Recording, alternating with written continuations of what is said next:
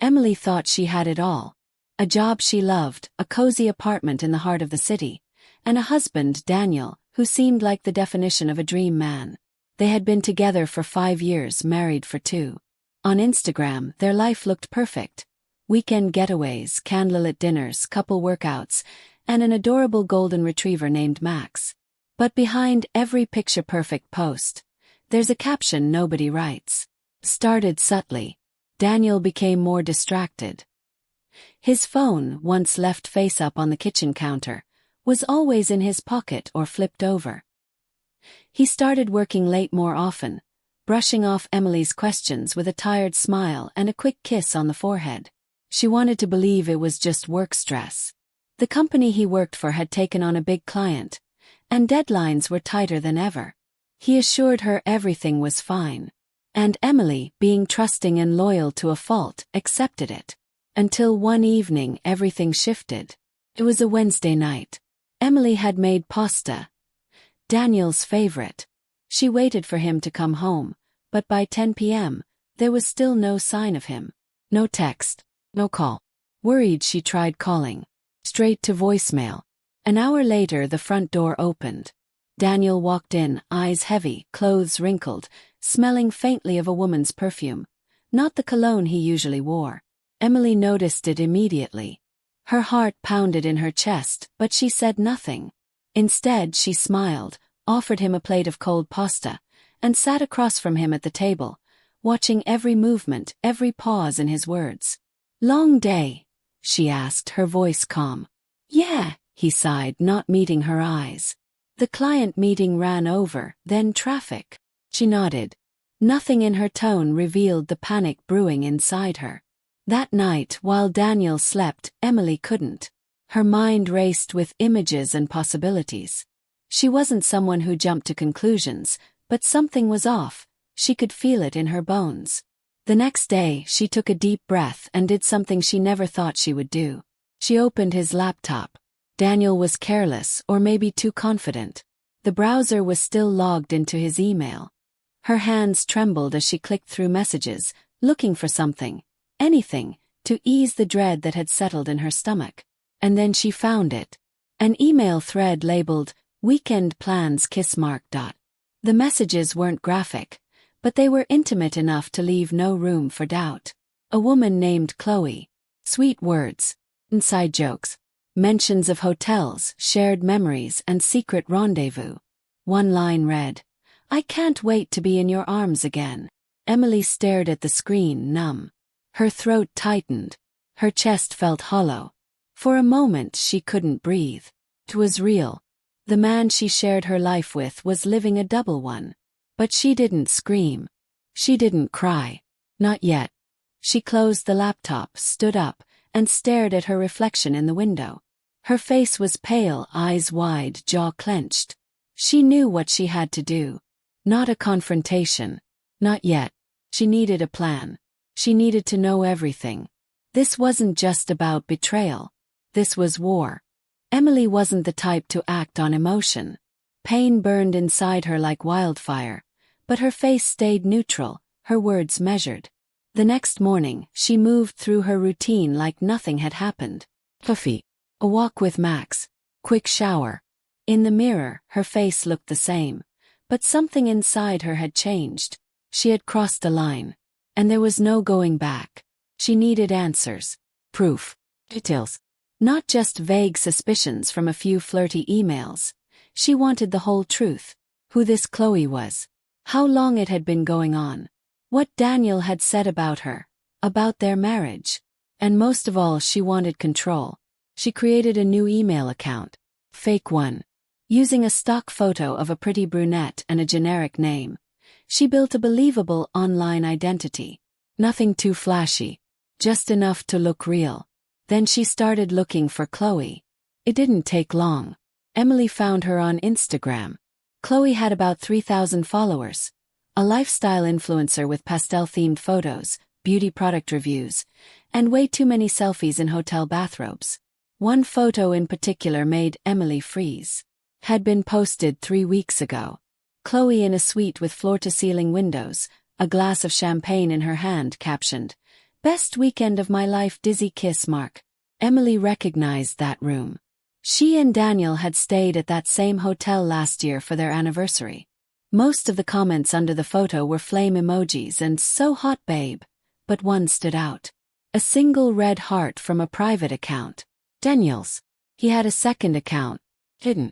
No name, no bio, just a blank profile with one follower, Chloe. Emily's heart sank. He was smart. Careful. But not careful enough. Now she had two targets. For the next few days, Emily played a quiet game.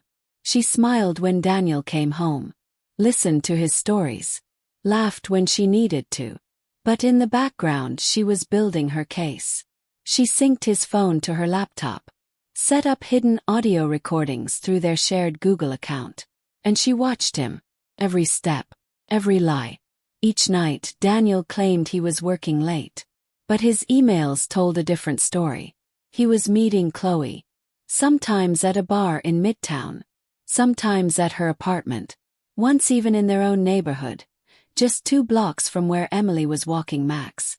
She listened to the recordings in the dark. His voice. Softer, flirtier. He sounded like a stranger. He told Chloe things he hadn't said to Emily in years. Called her his piece. Said she made him feel alive again. And Chloe. She believed every word. She didn't even know he was married. That made Emily pause. Was Chloe also a victim? Maybe. Maybe not. It didn't matter. Because Emily's mind was already racing ahead. Planning her next move. Revenge wasn't about yelling or throwing things. It was about timing. Control. Precision. She started collecting photos. Screenshots. Hotel receipts. GPS history. Messages. She wasn't just going to confront him.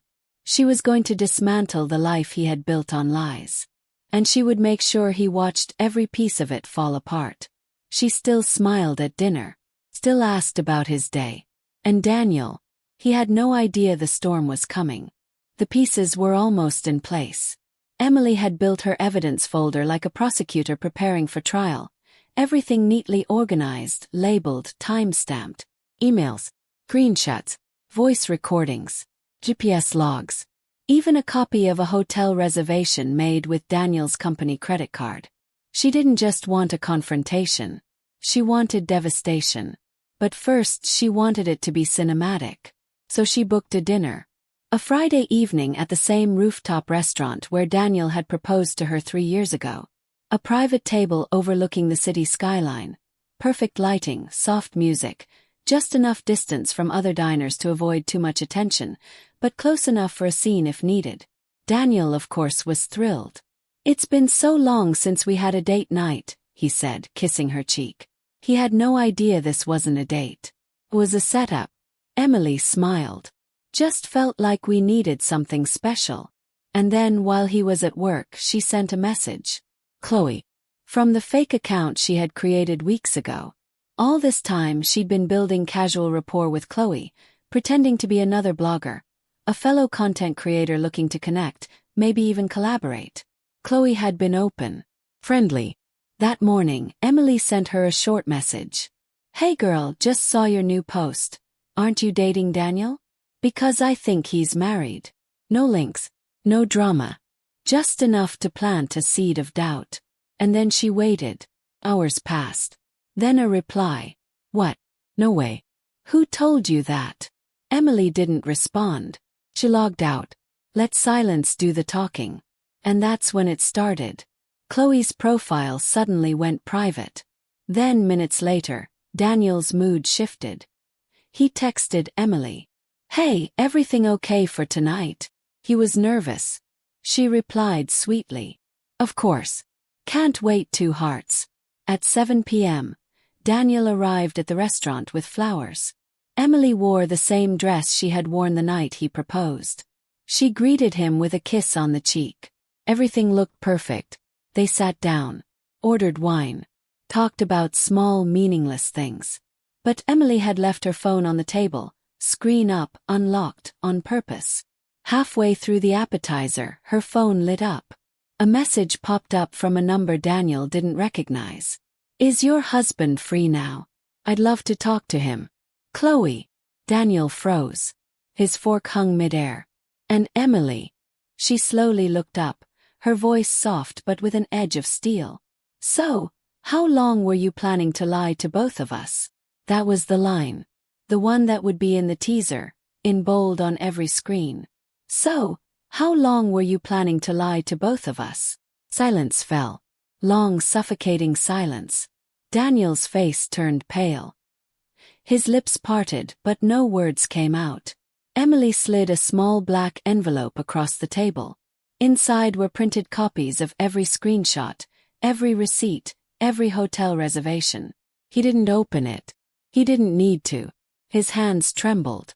People at nearby tables were starting to notice the tension. Emily stood up, her voice even and calm. You broke the vows. I just broke the illusion. Then she turned and walked away. Left the flowers, the wine, and Daniel, frozen, exposed, at the table. But this wasn't the end. Because as satisfying as it felt, Emily wasn't finished yet. Daniel didn't come home that night. Emily wasn't surprised. She sat on the couch with Max curled beside her, sipping tea, staring at the dark screen of the TV. The apartment was quiet, peaceful. For the first time in weeks, there were no lies in the air. Just silence, honest and cold. She didn't cry. She didn't wait. By morning, she'd already packed a box with Daniel's essentials. Charger, wallet, a few changes of clothes, his toothbrush. She left it by the door. No note. Just a clean break. At 11 a.m., he finally messaged. Can we talk? She didn't reply. Instead, she opened her laptop and clicked send on a pre-written email. It went to his company's HR department. Inside, screenshots of him using company funds for personal expenses. Dinners, hotels, even an airline ticket. He thought she wouldn't find that flight booking. He was wrong. By 4 p.m., she received a reply from the company. Thank you for bringing this to our attention. This is a serious violation of policy.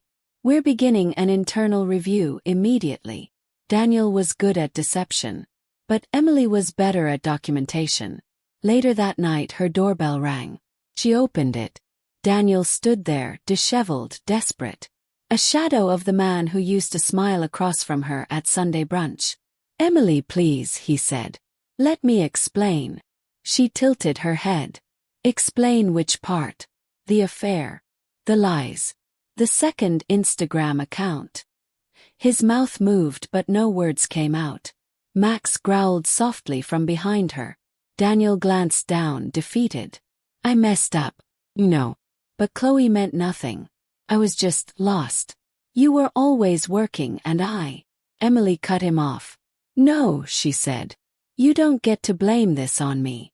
You made choices. I just pulled the curtain back. He stepped forward. I can fix this. I'll do anything. Her voice didn't rise. She didn't scream. She simply said, you had something real. You traded it for something cheap. And then she closed the door. Not slammed. Just closed. Behind it, Daniel stood frozen. Outside of the life he once took for granted. Emily turned back into the apartment. Max wagged his tail, sensing the shift. She knelt beside him, scratched his ears, whispered, It's just us now, buddy. For the next few days, Daniel sent messages. Some angry, some pleading, some nostalgic. She didn't respond. Each one she saved in a folder marked closure, just in case she ever needed them. And Chloe posted a story on Instagram, a black screen with a single line of text. People will show you who they are. Believe them. Got over 14,000 views. She deleted every photo with Daniel the next day. Emily didn't reach out. She didn't need to. Chloe had learned her own lesson. Whether she felt like a victim or a fool didn't matter. They had both been betrayed. But Emily was done being quiet. She started a blog. Anonymous. No names. No locations. Just truth. Story by story, she shared her experience. The red flags, the signs, the lies, the recovery. Women started commenting, messaging, sharing their own stories. It wasn't about revenge anymore. It was about rebuilding. And even though her heart still ached sometimes, even though trust now felt like a fragile thing, she was stronger than ever. She had lost a liar. But she had found herself. 3 months later, Emily stood on the same rooftop where she had exposed the truth. But this time she was alone. No wine, no flowers. Just the quiet hum of the city beneath her and a notebook in her hands. She wasn't here for nostalgia. She was here to let it all go. Since that night, her life had changed completely. Daniel was gone. Fired. His company had acted quickly. Misuse of funds, inappropriate conduct. He had no defense. Last she heard, he had moved out of the city, trying to start over somewhere quieter. He'd sent her one final message. Just 3 words. You win. Goodbye. Emily didn't reply. There was nothing left to say. Her blog had taken off. What started as anonymous reflections had become a quiet movement. Women and some men shared their stories, supported each other, laughed, cried. Some found closure. Others found courage. And Emily, she found peace. Didn't come all at once. Some nights she still woke up from dreams where she caught Daniel lying. Other times she'd glance at a couple in a cafe and wonder if they were honest with each other, or just pretending like she and Daniel used to. But healing is like learning to walk again. You wobble, you fall, and then one day you run. She moved into a new apartment, smaller but filled with light. She bought new furniture, painted the walls soft sage green, and adopted a second dog, a rescue.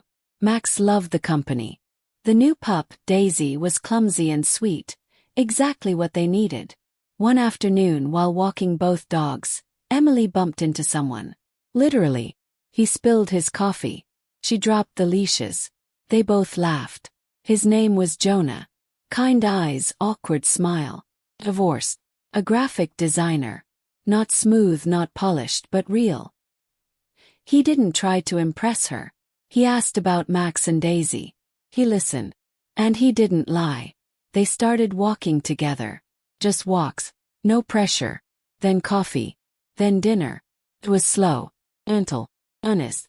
And one evening, as they sat on a park bench watching the sunset, he asked her, "What happened before we met?" She thought about it. For a moment her chest tightened, that familiar echo of betrayal. But it faded. She looked at him and smiled. "Something that taught me what I truly deserve." Jonah didn't press. He just nodded. That's when she knew. The story wasn't about Daniel. It was about her. About finding the strength to walk away. About rebuilding without bitterness. About choosing self-respect over second chances. The betrayal had broken something, yes. But it also revealed something stronger underneath. And now, she was ready. Not to fall in love again. But to live without fear. To trust again, not blindly but wisely. To never lose herself for the sake of someone else's comfort. She stood up on the rooftop and tore out the last page of her notebook, the one where she had written his name over and over, back when it still hurt. She let the wind take it, watched it fall, and then she smiled, because the chapter was closed. But her story was just beginning.